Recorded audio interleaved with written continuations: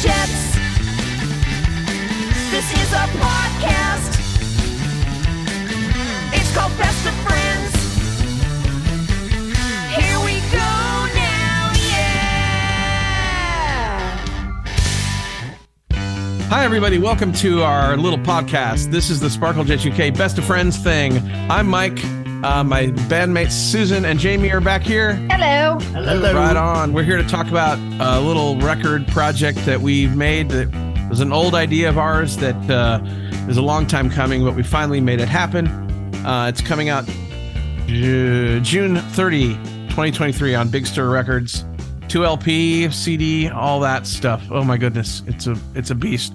And we're talking to a lot of the different folks that whose songs we covered, and they've been gracious enough to digitally stop by and talk to us about that. So with us right now, our very special guest, very excited. Oh my gosh, ladies and gentlemen, the Sugarplastic. Right now, yes, right now we've got barking dogs. We've also got Ben Eschbach and Dave Cunningham from Sugarplastic, and we're expecting Kyra Geller, the bass player, to arrive any second now. So he will just pop in at some point. Thanks, guys, for coming here today. This is amazing. Yep. Thanks for having us. Here's where I'll start. We've been doing this for the past couple of days, and we've talked to a lot of amazing people. We're some incredible talents, good friends. But here's the thing about you guys and why this is extra special for me, and I think very much so for the rest of my band here. All of the other people involved in this, all of them are either folks that we met at a show or saw them play on a bill with us and liked them or whatever. Your band is the one out of all of them that we found out about through the normal way that you find out about bands, more or less, which is, through the machinations of the music biz or whatever you want to call it. In fact, I remember where I was at my grandma's house, and I think it was a Christmas party, and a friend of mine handed me a promo, a Geffen promo of Bang the Earth is Round, and said, "Oh, I found this. This sounds a lot like XTC. You'll really like it. Here, you've heard this before." And so that's where that all began for me. And right around that same time, I met these guys, and we started playing. And Either I gave them a copy or I don't know if you guys already had it, but one way or the other, it was right about the time we met and started playing music. They knew this record, I knew this record, and we were listening to it pretty much all the time. And it was kind of our honeymoon album, you know what I mean? As a band. I don't know if other bands do that. I'm assuming they do. Our copy of Bang the Earth is Round is something that we played a lot. We played it while we were driving around together. I think it was this and the first Jason Faulkner album were our kind of records of the moment. And so, and we played it. I think it was one of the songs, I think Little Teeth was your answering machine message for years. Probably still is. I think I called it recently and I heard that little, you know what I'm talking about? Susan, it was their answering machine message for I don't know, eternity. That's fun. That's neat. So, like I said, out of all the people that involved in this, you guys are the ones we found through, just like we would have discovered any band that we like. So when we finally did, I saw that you were playing. I don't know if we'd met some people here and there. Right. And I remember going to see you guys at 14 Below in Santa Monica. I think Baby Lemonade was opening. That was the first time I saw them too. And I actually I get to see Sugarplastic today. I remember I think I bootlegged it. And then we saw you again at Spaceland and I bootlegged it again. I still have all those tapes someplace. I think I have something like 30 bootlegs from Spaceland. Somebody, was the guy that always, Van, and was the other guy that bootlegged Dean and Van. Yeah. They always used to give me copies of the previous show on cassette. And I brought a DAT machine when I bootlegged you. So there you go.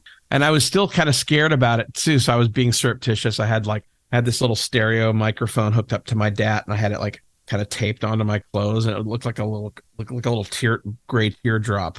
I remember doing that because you guys were on a label. I knew that if I recorded you, I could So, Did we sound any good on a bootleg? Because I never thought you yeah, sounded.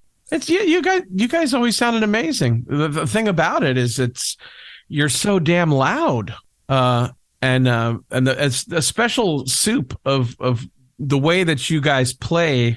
And for those of you who are not familiar, there's this magic kind of dichotomy. It's probably the wrong word. This switch over where when you're listening to the record, what you think is the guitar and what you think is the bass are oftentimes juxtaposed, and they're not what you think they are. And the way that Kyra constructs bass parts, kind of mind-boggling and totally unique. And everything about it is super unique. And we thought that record was just killer. And then later, discovering, Radio Jejune and everything that came after that was pretty fabulous. A really good body of work. Hey, thanks. The family also loves your music. Susan and I have a son named Julian who's now like 27.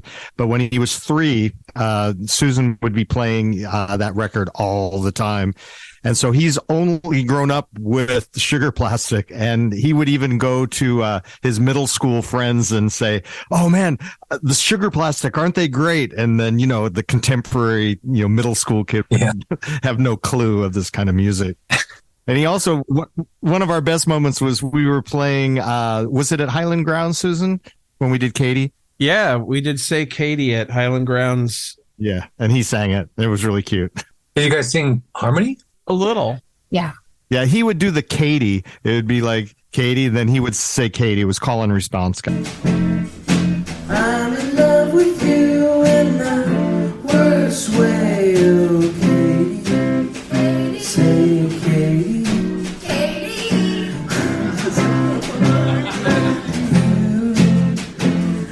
I see your cheeks have turned that rosy hue. I like it when they do.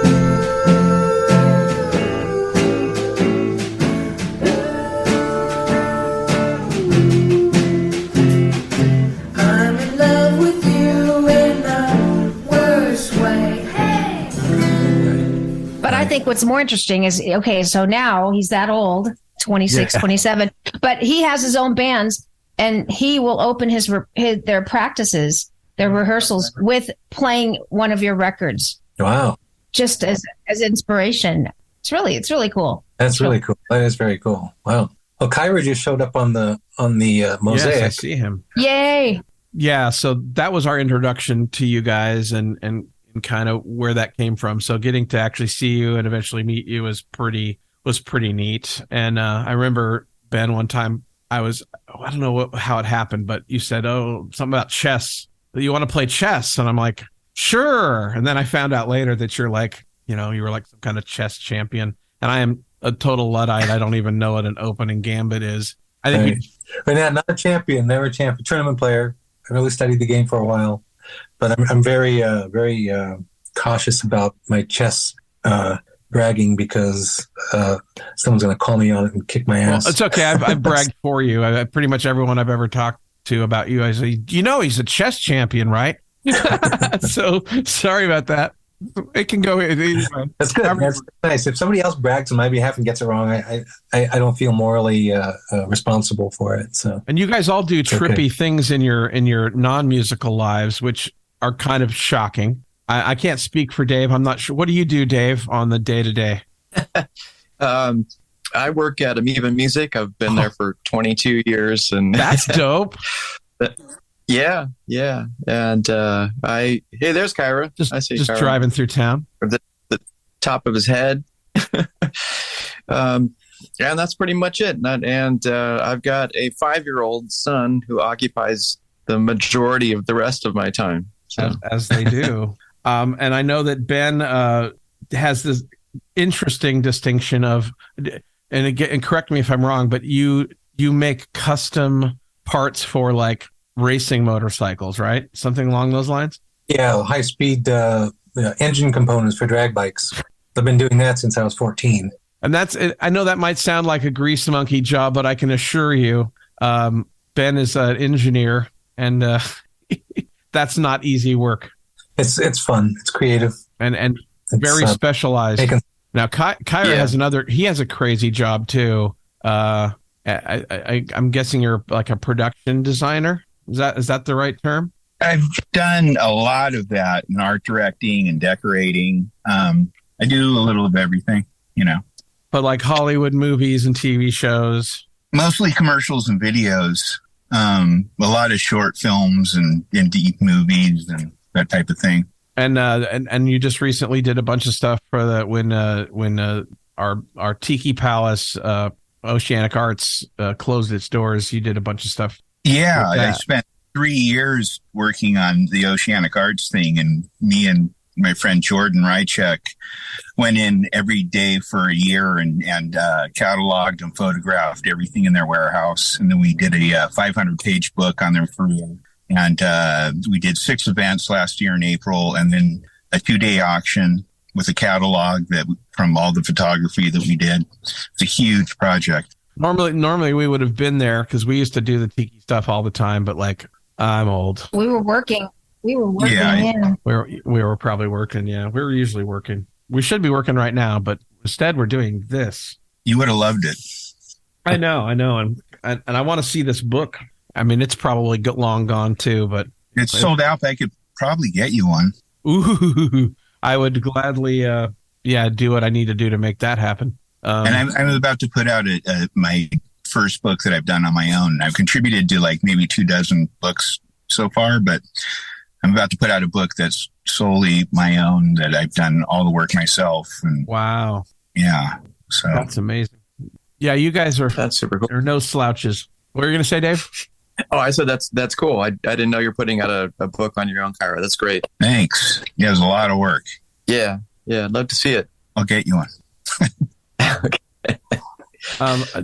Also, I don't want to get ahead of myself, but I do want to tell all the story about how you guys came down to my studio a couple of times, which is, at least to me, a really interesting story. And I've been teaching audio engineering here and there at the high school for years, and never a year goes by where I don't tell them the story about you guys specifically and what happened. I don't give them all the details because, some of them aren't high school appropriate, but mostly really good things. And just the trippy thing that happened when you guys came down.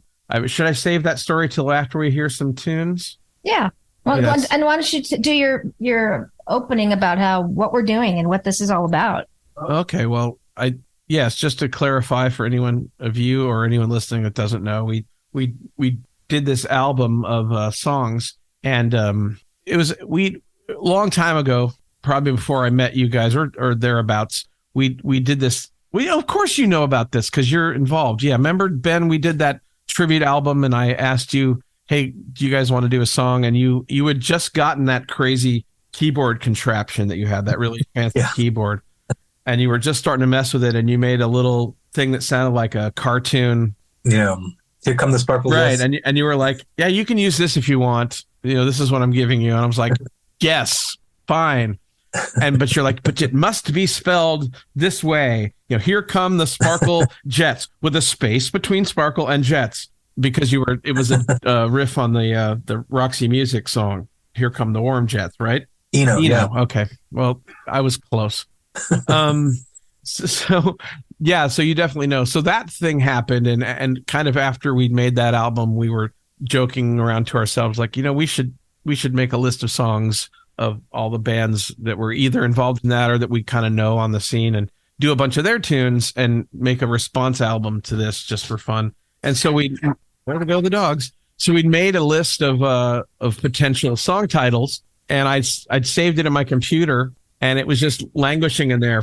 And we never got around to starting the project. And, 22 years later, I was in my shower ruminating about how in the 60s, if you got signed as a singer or an artist or a band, you didn't even have to have songs. The label would just go, okay, here's songs on our production or our publishing roster. Take your pick, or here's a staff writer. We've written this song for you.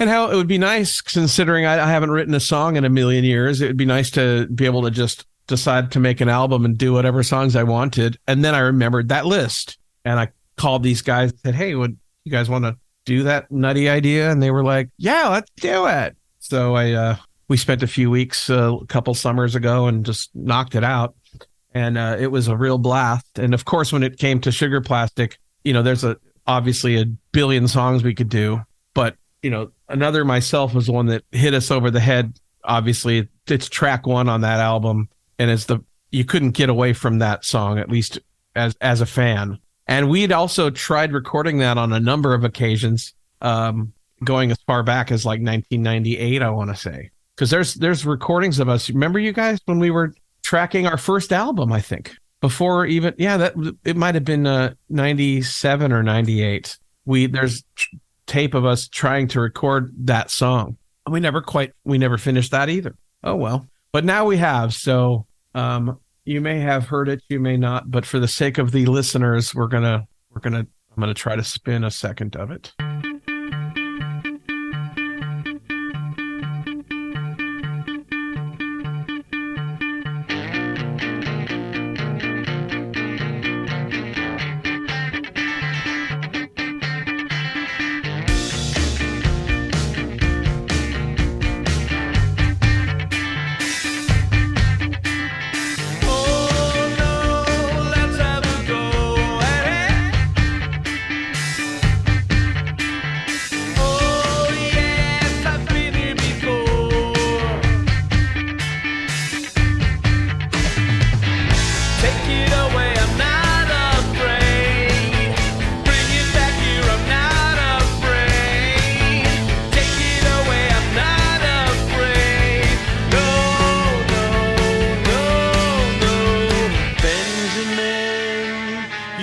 Staring at me again, and it's not polite, not a pretty sight.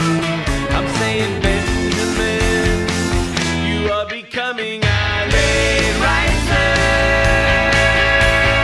late riser.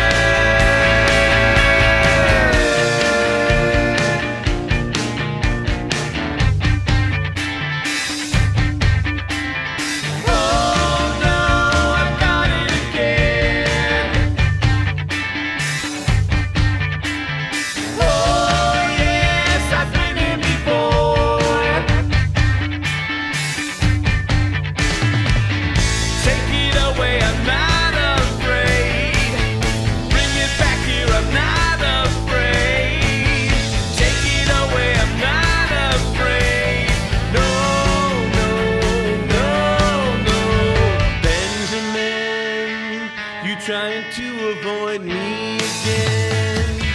Let me borrow your throat and sing you this little note.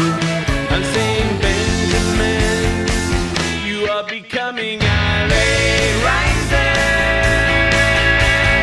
late riser.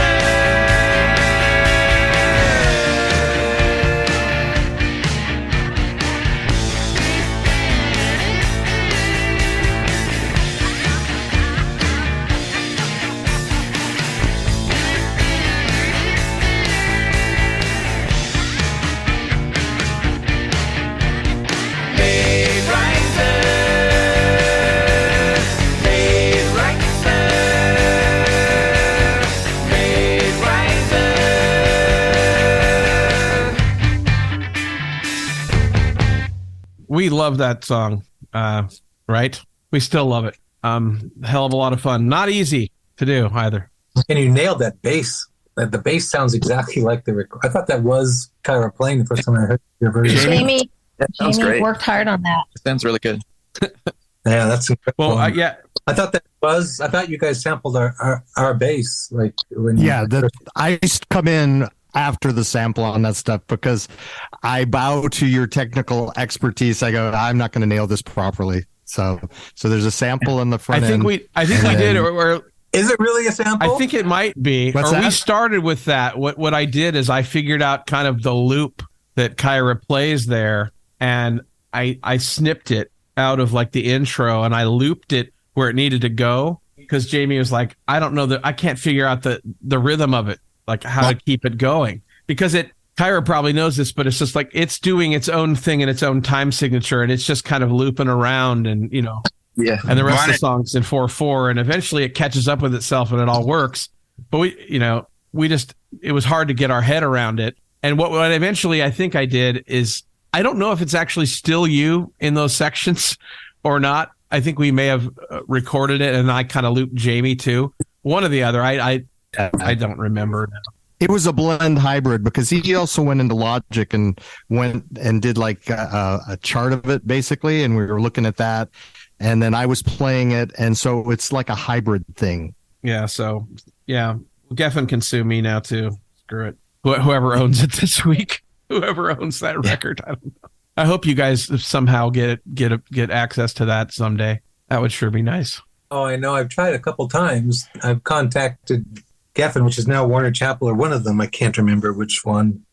Twice I've had like an inside scoop, like a person to talk to that I can email directly that has the answers. And both times they told me the exact same thing, that they'll let us do it, but we have to pay for the pressing of 10,000 minimum records and stuff like 10,000? that. Yeah, 10,000 was the number. That's some bullshit. But I mean, we still wouldn't own the record. But I was just asking them, do you guys want to like repress this on vinyl maybe, because vinyl is really hot right now and you can sell some and stuff? And it was 10,000 units. You pay. That was. It's whoever you asked probably already got fired. You know how the labels go. You probably should call them once a year to set up a reminder in your calendar until you get the answer you want. I mean, I did it last year. And I did it maybe 8 years before that. Yeah, it's gonna break through one day. Weird that they had the same answer that far apart, because I know they've gone through many personnel changes. So they have some kind of like template that they use that whoever gets asked that question reads off the same template. What else about that song? Yeah, that cool slide part was really fun to do. And there was some weird sound effects, I don't remember what your version does. I know I was doing some weird thing with the slide in between the slide bits, during the bass section. And at some point, Susan was goofing around and making noises, and I just recorded her and said, just do it. So there's like stereo Susan's going kind of in the background. Oh, cool.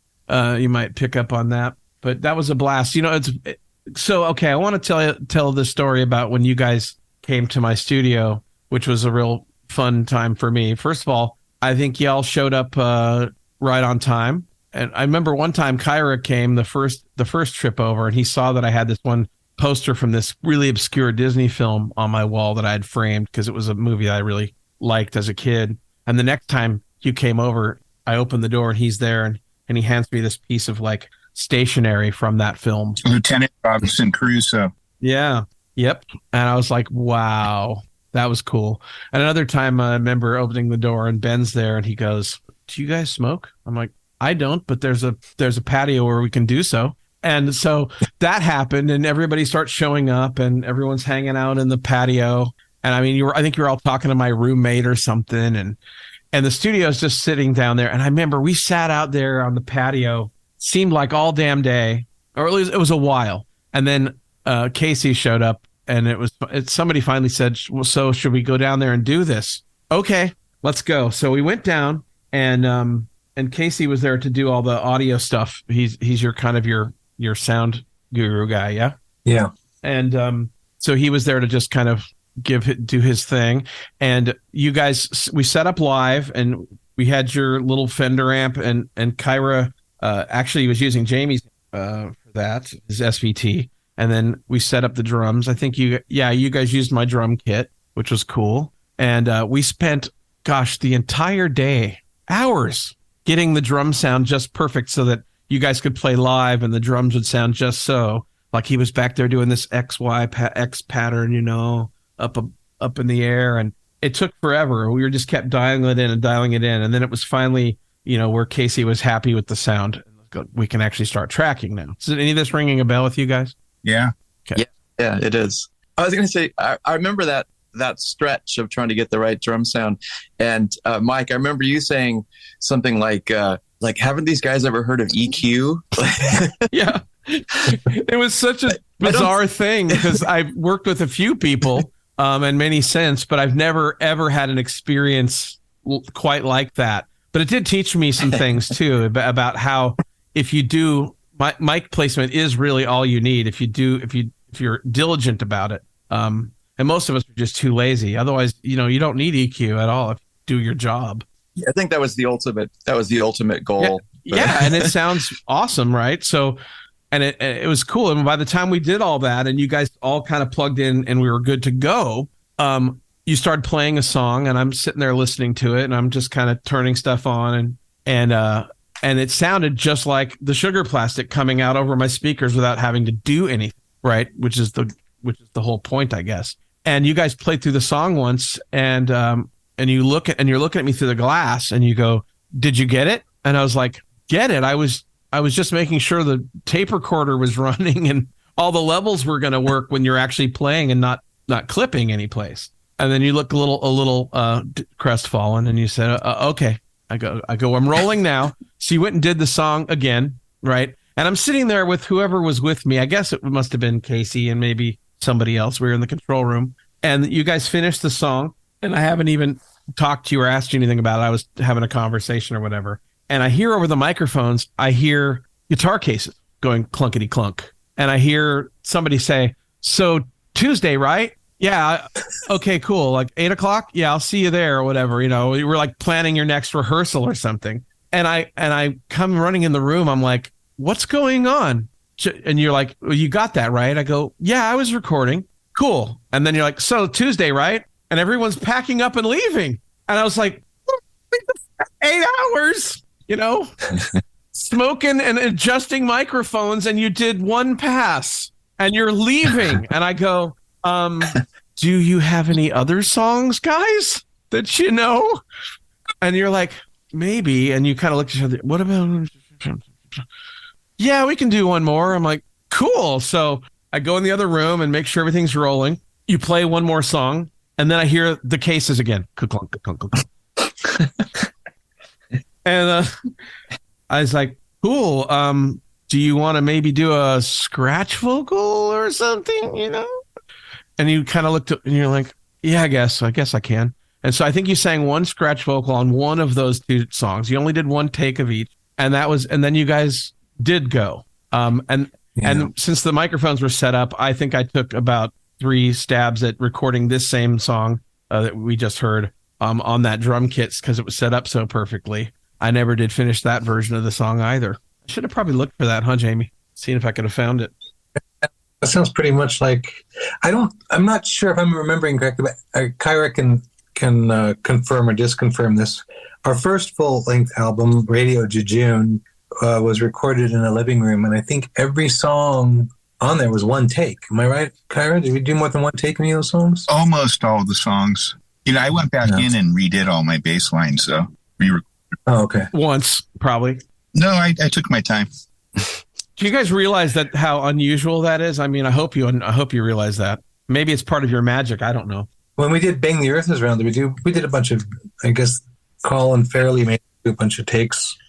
And it's probably a good idea that we did. Yeah. Well, that was the thing that we noticed about that album is just how freaking perfect it sounded. Everything was so well done. We were very well rehearsed for that album. Like, we really prepared ourselves. We're like a well-oiled machine at that point. Well, it definitely worked out. I mean, it worked out at least for me. I know that it could have probably sold more, but then I wouldn't be talking to you right now. There's that. So I guess I won. I won all the benefits of this. So how do you what's your process? How do you write songs like that? I mean, does one person come in with everything? Do you write it all together? Writes, he comes in with everything, and the songs that I write, I come in with everything. I mean, I guess it's really changed when digital recording came out. I mean, everything really changed because then you're sort of writing at the machine, where and rewinding and doing multiple takes takes no time at all compared to having to stop a tape and rewind and record and everything. Mm-hmm. So I don't know. After digital recording came, sometimes I wouldn't know what I would be making a recording and writing the song at the same time. That was the process. And the song would change halfway through. Just you make it as you go, and then when you're done, you have a song. But before that, it was, I guess, just sitting down and hearing the song in your head, and just I don't know, and then getting together and saying, "Okay, this is how it goes. This is what everybody does." Okay, that's kind of how we do. now, Yeah. I don't even, when I write something now, it's probably like I never sit and actually play it. I just come straight to the computer and start putting it in. And usually that's, if not the whole final version, it's the bulk of it. Yeah. And especially now that I'm writing music for instruments that I don't own, I just have samples. There's no way to rehearse the song or learn it on a guitar, or a keyboard. You just build it, you paint it as you go, So yeah, the recording, and it's like sculpting basically. You didn't have you created the statue while you were actually hammering. You didn't have create the statue on a blueprint and then go and hammer and match the blueprint. You created. But music used to be like that. You'd have a blueprint, you'd have sheet music, or you'd have a chart or something written out, and then you'd all learn how to play it. And then you go in and record it. Now it all happens at the same time. It's all scrunched together, so it's a whole different thing. That's awesome. And I know you've just done a ton of stuff. Every once in a while you'll send me some, or I'll see it online. I've downloaded a ton of things, and Kyra's been doing similar stuff as well. So you guys been making a ton of music since the Sugarplastic. Yeah. But it's nothing like the Sugarplastic. It's all very different. A lot of orchestral, a lot of kind of almost not theme music, like Hollywood backing tracks kind of stuff. And I think Kyra's been doing exotica things here and there. Yes. I put out over 10 albums over the past 4 or 5 years of instrumental exotica and easy listening and bossa nova and just weird music. Is it all under just your name, available on all the services? That's right. Okay, so that's I've been checking my Spotify while I'm here, and I don't know. I think I'm gonna restart it because it's not working for me. But it's Kyra, Kyara, Kyra Geller. Yes. For that, Ben. What about your stuff? I know you've been doing a lot. Do you have stuff out on the free services or YouTube's? Where's most of your stuff at? Oh, I put everything out there for free. Not everything. I guess I have a couple records on Bandcamp, but almost everything that I've written goes up on SoundCloud. I mean, if it's orchestral music or not instrumental music, it's on SoundCloud and Spotify, and the stuff. I mean, the stuff that I put together as packages, albums, as units, go on Spotify and Bandcamp. I want to make sure people know where to find that, and just like one word.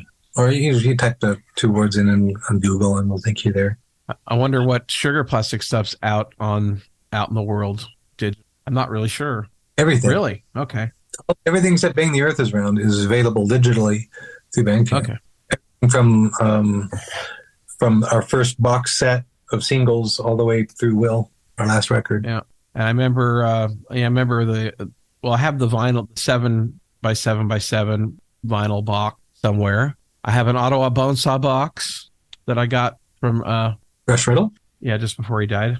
And then I might have got it from Van Fraser, actually. I think I was talking to Rush about it, and then I never made it happen. And then I think I got one from Van, or it could have been the Negro Problem box. I don't remember now. But I'm trying to get all that stuff because Cameron. Cameron Liu from Ginger Root. I think he got some of those rare records before I did, and that made me mad, so I had to go get them.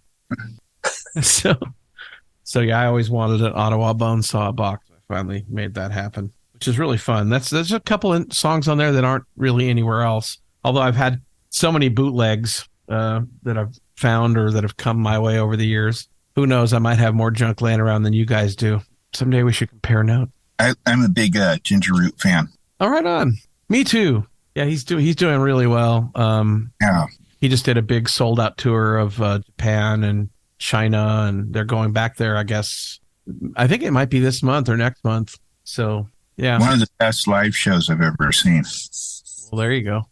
But all of our students, there's so many of our students that are really actually hitting it now. They're either doing session work in Vegas for like Donny Osmond, one of the students, and there's a lot of students that are on the road just playing their own music, and it's really fun. And we always expose them to Sugarplastic. So yeah, we had a couple years ago during COVID, we had kids learning, or they were supposed to be learning Another Myself for that show. I remember because I had to make a background video because it was originally going to be a live show, and it was right before COVID hit. So I'd made a background video. I'd found a the only video I could find of that song, of you guys playing that, probably at Spaceland or something. I forgot what. It was some other bar. No, that's San Francisco place. There you go. And I remember, and it was just a one camera shoot that somebody had done from the audience. And I remember making this video where I kept like zooming into parts of it, and I synced it up to the real record so I could use it as a background video. And then the show ended up never happening, so it never got used. But I do have a cool video of you guys doing that song. That was a really good idea. Yeah, it's synchronized to the real video, which is kind of. I make those for a lot of songs for the shows. We'll have a live, and then we always do a click track so that there's a background video that matches the players. Nice. Which is a lot of work, but it really makes the shows extra special. So, and that's something that Ginger now is starting to do, and that's probably where all that came from. Cameron he's not only an incredible songwriter and player, but he makes really good videos. Yep. He when we took him on, he was one of our students that did both sides of our program, which is one side is pop music and one side is media, and he kind of excelled at both of those. And then we kind of introduced him to soul music while he was there, and that's kind of what he's been mining ever since. It's been pretty cool. But I know he loves you guys. There was a couple students of mine that I turned on to your band. They just kind of got super, super heavily into you guys, and it changed the way that they wrote songs and the way they did things. So that was. But Cameron was fortunate that through the program, he was able to do everything, and he was able to produce to every one of the shows. He'd be calling the videos, so he'd be like basically filming live television. And then when he went to Chapman, he was kind of frustrated because he'd only do like one big show, and that was it in the college. So he was ready to roll once he left high school. Yeah. And we've seen a lot of kids like that. It's a pretty rewarding thing that we get to do that. Jamie's retired now, but I'm still there. I'm probably a lifer, literally. I've got a long way to go still, but I try every chance I get to expose the kids to these good things. And what's exciting about this now is that for the small group of people that listen to what we do, we were excited about this album because as we made it and we were listening to it, it's like we basically got to take everybody's like one of their best songs from all these different great writers, put them all together. We couldn't even pick an order for this album because every song was so great. There weren't like, there's always every album, there's always like the really good ones and the okay ones, but that's not the case with this. And we thought if people don't know what it is, they're going to like it because it's great. The material is great. Whether we did it right or not, it's still gonna come through. And so if they don't know the stuff, it's like, wow, what a great bunch of songs. If they do know, then that's fine too. And we're hoping that it'll get people to notice this material a little bit and maybe investigate some of these bands that were involved. Because I know there's a little bit of a curiosity amongst the kids right now about things that we did 20 years ago. So we're hoping to capitalize on that a little bit. You never know. I'm trying to remember what we did when you guys came down. I think we did Casino, 29-cent Stamp, and I want to say Runaround. Yeah, that was the A side, right? That was. And I was so shocked when I finally heard the finished versions of those because I'd been listening to my rough, whatever you guys had did that day and walked away with, because I gave you guys all the tracks that we'd done so you could do whatever you wanted with them, and the songs changed a little bit here and there. I never put out 29-cent Stamp though. Oh, well, there you go, bootleggers. We never got a good enough recording to release it, or else I sang it stupidly or something like that. Always something wrong with it. I think it's awesome. I don't remember. I think it might just have a rough vocal. I don't even know if we ever got a vocal on the version that I have. I know I have it here because I've seen it in my computer. I found it last night when I was digging around. Let me see. Just for your own edification, I'll let you see what it sounds.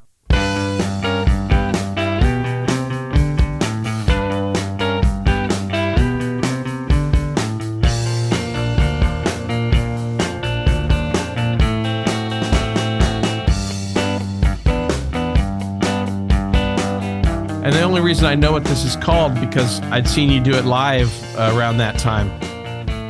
I didn't realize it never came out. Wow. because I have it in my Wow, my computer. I don't have those tracks. That's actually a really good sounding performance. and a good Guess who mix. has those tracks? I don't know. Somebody named Mike. Yeah, Love to. I actually I'd love to get found a lot of that those. stuff. I didn't know where it was going to be, but I did find it. Which is a whole nother story. Kara, that bass sound is unbelievable. Yeah, that's your amp, Jamie. So what gives, buddy? I know, what but gives? it's just, yeah, it's all in his fingers. That's epic. yeah. Kyra, do you ever remember hearing that? Like that recording? That sounds. It sounded really good. I don't remember hearing a great recording like that. So No, me neither. And it's a good pace too. It's not too slow. We have a really slow version. It's stupid. Well, just for funsies, I'll make sure to get this to you, and I'll get you the stems too, so you can play. Who knows? Maybe something will come of it. I would love to see that happen. Yeah. Obviously. Yeah, I'd love to hear that too, because that little bit I haven't heard since that day, I guess. When Well, I Me will neither. I will hook you guys up. Don't you worry.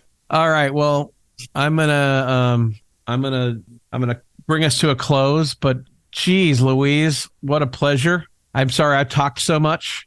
I didn't ask more questions, but that was about as fun of an hour as I can imagine having. Thanks for having me. I was happy. yeah, it's It's great. cool that you guys are all here. I mean, I've been, I usually get like one person, and then there's been a couple where there's two in the room, and that was pretty neat. But you guys got the whole damn band here. So let me ask you one more question. Why the hell are we not doing some more of this? When are you guys gonna, make me happy and make some more music? Let's go.